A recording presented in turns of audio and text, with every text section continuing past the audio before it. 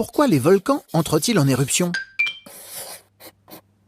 Sous la croûte terrestre, à des dizaines de kilomètres sous nos pieds, il y a ce qu'on appelle le manteau.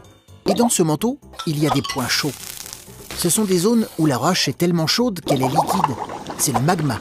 Quand le magma parvient à percer la croûte terrestre, c'est la naissance d'un volcan.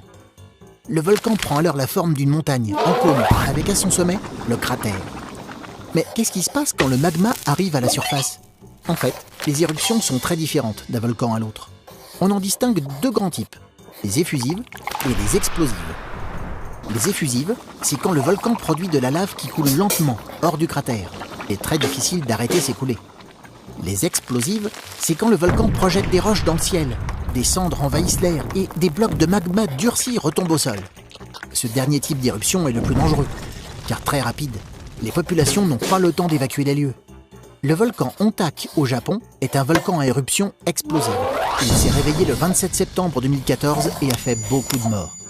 Le Vésuve en Italie est un autre volcan considéré comme actif.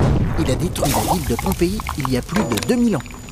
Un volcan est considéré comme endormi s'il n'a pas eu d'éruption au cours des 10 000 dernières années. Au-delà de plusieurs dizaines de milliers d'années, un volcan est déclaré éteint. En France, c'est le cas du volcan du Cantal, en Auvergne.